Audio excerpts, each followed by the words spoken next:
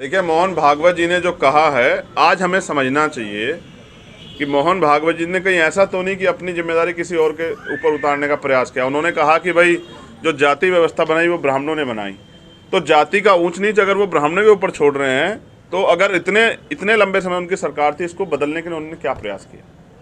क्या यह राजनीतिक स्टंट? अब ये इसके लिए मोहन भागवत जी से आपको जवाब मांगना चाहिए। जिस तरह से रामचरितमानस के विवाद पे जिन लोगों ने अपनी बात रखी, उनसे जवाब मांगा। आप लोगों को हिम्मत दिखानी चाहिए कि आरएसएस के मुखिया से भी आप जवाब मांगे। ब्राह्मण जाति को उन्होंने कटघरे में खड़ा किया है।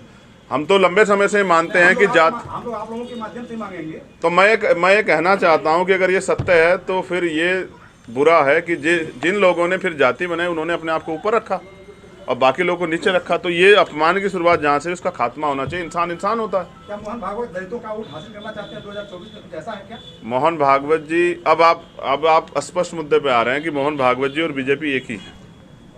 वो किन के लिए काम कर रहे हैं, वो किन के लिए वोट बटोरना चाहते हैं, ये आप और मैं जानते हैं। आज दलित पिछड़े वर्ग में चेतना जागृत हुई है, उनकी तरक्की संविधान में जो अवसर मिले उनसे हुई है। इसलिए आज वो अपने बुनियादी टॉपिक पे खड़ा होना चाहते हैं, और वो है उनके अधिकार का मामला, स्वाभिमान सम्मान का मामला। तो एक दूसरे पे के पाले में गेंद फेंकने से अच्छा मोहन भागवत जी कहते हैं कि हम इस देश में जाति व्यवस्था खत्म करने की शुरुआत कर रहे हैं। मतलब पंडितों को उन्होंने टारगेट कर दिया है। अब पंडित समाज इस बारे में मोहन भागवत जी से बात करें। मुझे तो इस बात का भी डर है कि कहीं कल जो आज एक लाइन खींची है शूद्रों की, कल ऐसा ना हो भगवान मोहन भागवत जी भी कहने लग जाए कि मैं भी शूद्र हूँ।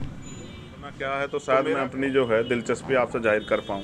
आप ताड़ना को बुद्धिजीवियों के हिसाब से किस तरह देखते हैं? अगर गीता प्रेस की बात करें, अरे ताड़ना शब्द आपसे हम हमारे दृष्टिकोण में आपका जवाब चाहता हूँ। आप ताड़ना शब्द का क्या व्याख्या किया आपने? नहीं, काफी दिनों से मेरे हिसाब से ताड़ना, जो वो ताड़ना खींचना पीटना एक ही जैसा होता है, इसमें कोई बाहरी वो नहीं है। आज कुछ साथी कह रहे हैं कि ताड़ने का मतलब शिक्षा देने से है, तो अगर कोई हमारे पशुओं को भी शिक्षा देना चाहता है तो मैं उसके लिए तैयार हूँ। अगर उनके लिए कोई विद्यालय खुल गया है तो वो उस विद्यालयों में मैं अपने पशुओं को भेजूँ, पढ़ लिख के वो भी डॉक्टर इंजीनियर IAS बन जाए। कुछ तो व्यवस्था उनके लिए की गई होगी उस समय के धार्मिक ग्रंथों में। बड़ी बात ये है, अच्छा, ये धरती पर बाण व्यवस्था को स्थापित करने